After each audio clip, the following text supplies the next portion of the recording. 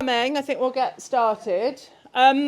So this project, the event here today is part of the LUNZ Grasslands Project. I'm Holly Shearman. I head up the Livestock and Farm of the Future programmes at Innovation for Agriculture and the Royal Agricultural Society of England. So we're a partner within this project and we're helping facilitate these on-farm demonstrations at a number of the farms across the project.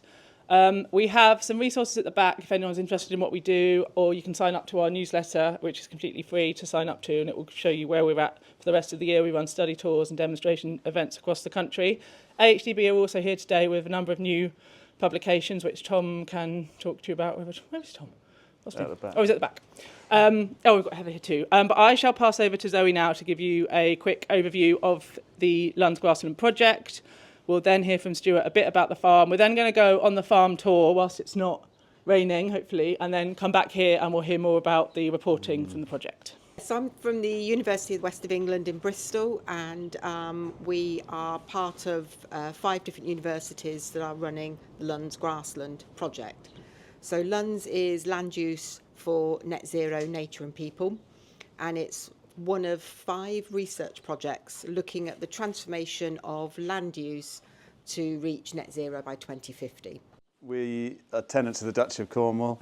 We've been here for 15 years and we were tenants of the Duchy in Oxfordshire and moved the farm 15 years ago. We've been on the Waitrose contract for nearly 27 years now, and having a future ahead of you, so you're able to then put some energy into how that future looks.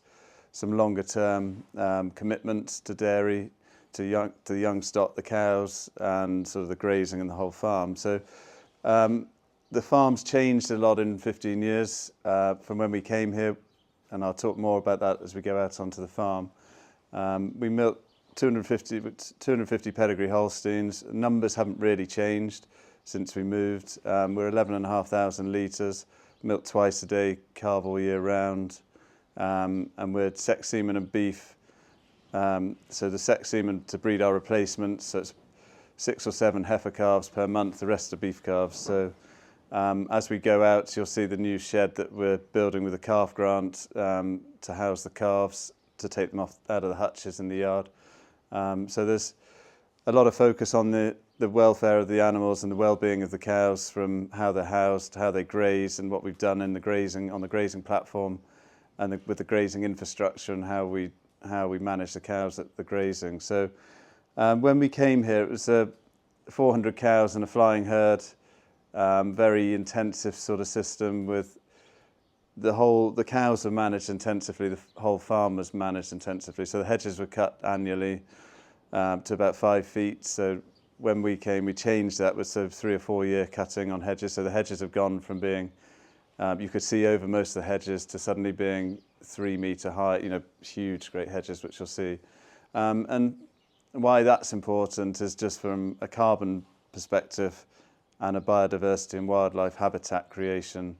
And that runs out into our 3 metre margins, which the margins are only so we have an arable part and a grazing livestock area. The livestock area is badger fence, so you'll see the badger fence. Cows have always grazed, but now they graze a little bit differently. So we put less into the grazing, so we don't put haven't put any fertiliser on the grazing for 7 years. We don't use any herbicides to manage the weeds in the grazing. So now what we sort of found with that, a few years ago, for example, we had a lot of docks in the grazing. You start spraying docks and you end up getting more docks. As soon as we stop spraying docks, now we don't really have a dock problem. And that's how we manage the cows has changed how we manage the grass. So without the fertiliser and the herbicides, we've started getting better soil health and lifting that benefit straight from the soil up into the cows and the health of the herd and the heifers that graze at the pastures. So now we're reducing wormers and fly controls as well, so start getting those out of the system. And went cold turkey with the fertiliser, which everyone thinks is mad, but I kind of knew we had so much fertility and growth we didn't need. We were sort of putting fertiliser on just to grow the grass away from the cows, which seemed a bit counterintuitive really. So now it's just everything's cycling more naturally. So as soon as you get those things out of the out of the system, you just start getting better nutrient cycling, better water infiltration, and everything's working more naturally. And the biggest part of that, it's working for a lot less money than it was before. So spending less on it, getting better results. The heifers are growing really well, the cows are healthy, and we've changed the way that their behaviour and how they graze. So they're a different grazing animal, and we've refined the stature of the herd. So we're still pedigree Holsteins, but we've genomically tested every single cow since 2014. So we've got a really big depth of knowledge of the cows and on the data we have with the cows. So then refining the stature and changing the breed or changing the type of cow we have has just meant we've got a cow more suitable to walking down the tracks to get to the grazing. Because when we've got this has been down for 8 years, this grass, so a little bit of clover. We've overseeded it with chicory and plantain and more clover, but limited success with that. But it's just a good thick cover, really. So I think when the badger fence helps, we have odd fields of maize inside the badger fence, but mostly on that whole 93 acres for the cattle. Some of it's cut. So the further field is a new lay in 24, so that's down for second cut, and then it'll probably be opened up for grazing then. Where the cows are now, that was our second field we did. They're all sort of 1 hectare paddocks, and that was planted in winter of 25, and we took a lot of the willow from there, and that we wood chipped all of that. So the hedge, where we put the wood chip, the hedge survived better. Where there was no wood chip, but out here it costs a lot of money. Can you all hear me okay? Yeah, it costs a lot of money to do wood chip along the hedge, the whole hedge. So we've done all the trees because they're sort of, they're big trees, expensive trees.